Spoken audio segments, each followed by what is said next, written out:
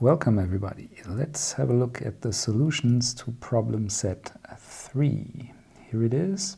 So remember, in this week's video we explained in detail how to get a matrix representation of the dihedral group of the equilateral triangle. In exercise 1 you simply take these matrices as given and you have to show that these 6 matrices form a group without relying on the geometric origin of these matrices. So here they are again. We have the identity, then these 2 matrices which correspond to the rotations of the triangle, and these 3 matrices which correspond to the reflections. But we aren't allowed to use any geometric facts, so this is simply an exercise in manipulating matrices.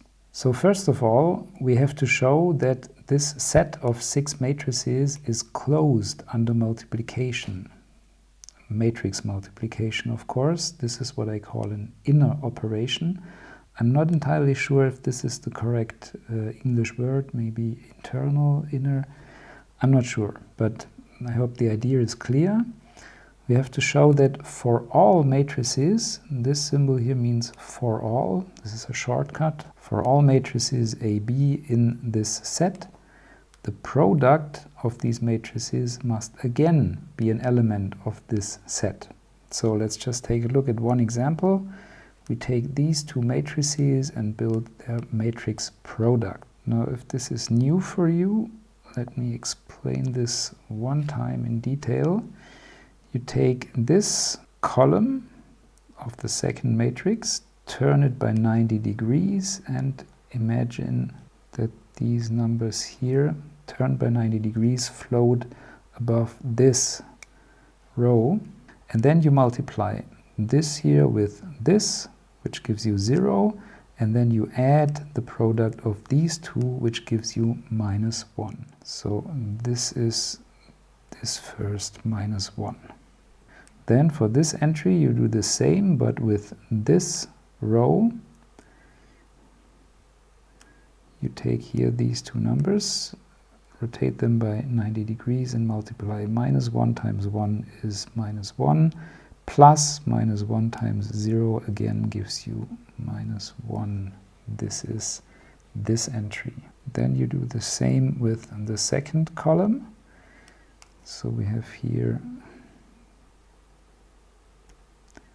0 and 1. Then you multiply and you end up with this 1. And for the last entry you multiply here this 0 with this 1 with this 0, and you end up with 0. And this is indeed another matrix of this set, namely matrix R2. So you would have to check for all these matrices, except for the identity, of course, which leaves everything unchanged if you multiply by it, that all these products end up giving you another element of this set. Of course, we won't do this in detail, but I think this should be clear. So now for the group axioms, but never forget to check if the set is actually closed under your composition, which in this case is matrix multiplication. Otherwise you have no chance of this set becoming a group. So first group axiom, we need to check that our composition here is associative. Hopefully you learned that at some point when you learned linear algebra, that the matrix product actually is associative. If you work solely with matrices, this is a very, very tedious computation, because you would have to check this here by actually doing the calculation, which is no fun at all. So we take that for granted that the matrix product is actually associative. So group axiom number 1 is satisfied. We need a neutral element. This, of course, is the identity matrix. So G2, check. And the last group axiom wants us to check if there are inverses. Every matrix in this set must have an inverse that is also in this set. Now you maybe remember the formula for the inverse matrix of a 2 by 2 matrix. You interchange these 2 along the diagonal and you put a minus sign in front of these two here, and you divide every entry by the so-called determinant of this matrix, which is this number, A times D minus B times C. And this, of course, is only possible if the determinant is not equal to 0. Luckily, for all the matrices in this set, the determinant is not equal to 0. For example, take here S3, 0 minus 1 is minus 1. Here we have also minus 1, and here we get also minus 1. This actually characterizes the reflections, that their determinant is not 1 but minus 1. But that's not the point here. We can calculate for every element of this set here the inverse matrix. Let's do it, for example, for R1. We have to find the inverse matrix of this guy here. So we divide by the determinant. 0 times minus 1 is 0, minus 1 times 1, which gives me 1 here altogether. And then I interchange these and put a minus sign in front of these, and I end up with this matrix, which is nothing but the matrix R2. So the inverse again lies in this set, and the same is true for all the other matrices. So we have checked all the axioms for a group, so we know D3 mat for matrices is indeed a group. And we did this without relying on the geometric background. We also need to show that this group is non-commutative or non-abelian. And here one example is enough. We take R1 and S1 and compute this matrix product, and then we compute the matrix product in the reverse order, and we find that those two products are not the same, hence our group is not commutative. Okay, if you're a beginner and have not worked with matrices extensively before, I would encourage you to actually do these calculations. I will skip them, just show you here the result. If you take this product, you end up with S3. Of course, not to be confused with a symmetric group on 3 elements, but simply here, this is our letter for the matrix. And S1, R1 gives you this matrix, and those are obviously not the same. So D3 mat is actually a non-commutative group. All right, next exercise. We are looking now at the dihedral group of the square or regular fourgon, if you wish. And again, we look at the matrix representation. And you are supposed to write down all the matrices that belong to this group. All right, so let's do this. As is hinted in the exercise, we take the origin of our coordinate system to be the center of the square, so usually M for middle point or whatever, and this is O, the origin of our coordinate system, and then this here would be the x1 axis, and this here would be the x2 axis of our Cartesian coordinate system. I left them out because I need those green symmetry axes. And then we take the canonical basis of R2, namely this vector here, E1, and this vector here, orthogonal, also of length 1, E2. And R1 we abbreviate with R. This is the rotation by 90 degrees counterclockwise. This is obviously a symmetry of the square, and we have to find the matrix representation of this symmetry. All right, so we apply this linear transformation to the basis vector E1. If I rotate that by 90 degrees, I end up with E2, obviously, so here. And now we express this in our basis E1 and E2.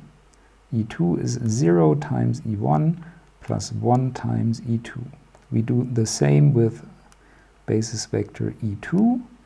If I rotate that by 90 degrees, I end up here with the negative of E1. So R applied to E2 gives me minus E1 This is minus 1 times E1 plus 0 times E2.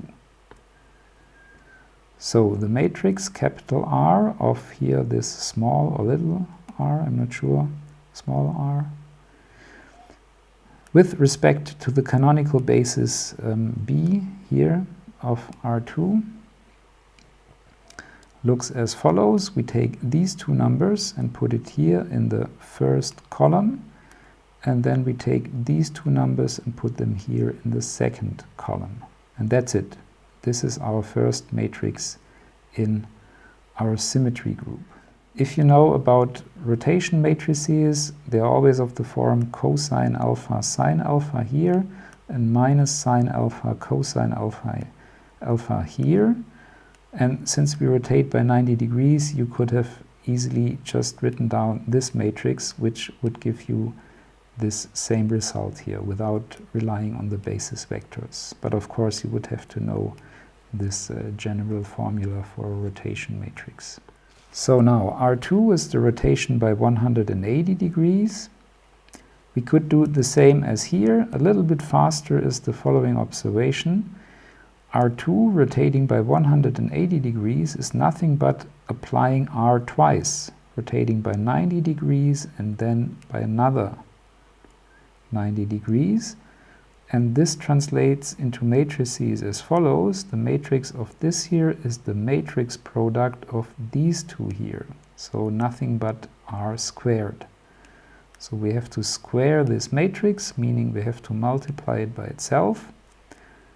Again, if you're new to matrix multiplication, pause the video and try to find this matrix product, as I explained in exercise number 1. And if you do this, you will end up with this matrix, which is nothing but minus the identity matrix.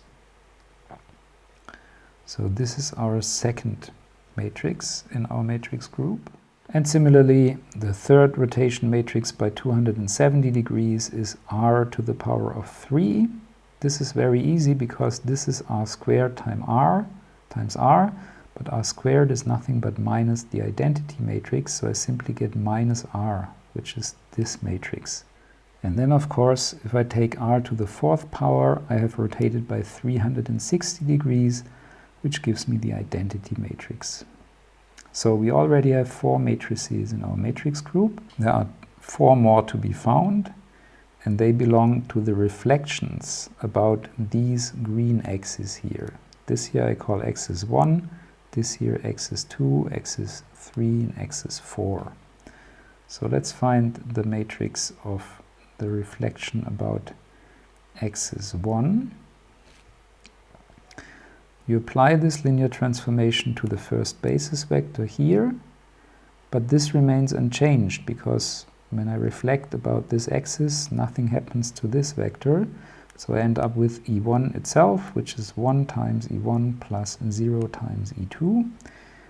This vector here gets flipped down to minus E2.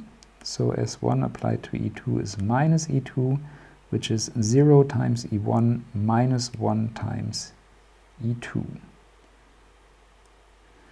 And then I put these numbers here in this matrix, and that's it. This here is the representation of the reflection about axis 1. And similarly, again, if you're new to matrices, pause the video and try to find these here, the reflections about all the other symmetry axes of the square, and then you end up with 8 matrices altogether, which build or form the complete symmetry group of the square. In the next exercise, we're actually going to show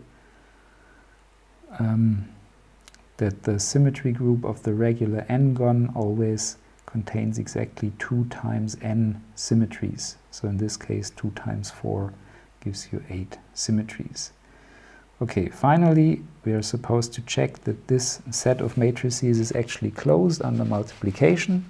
And the group axioms follow exactly verbatim as in exercise number 1. So we are not going to do this here. So for example, I take the rotation times the reflection about axis 1. This is this matrix product here. Pause the video if you must and compute this product here. You will end up with this matrix, which is again an element of this set here. So by doing this for all the other matrices, you will find that this set here is actually, this set is actually closed under multiplication. And as I said before, the rest of the group axioms are easily verified exactly as we did in exercise number 1. Alright, so we have found a group with 8 elements, and this group also is non-commutative. Exactly the same calculation as in exercise 1 will show you that.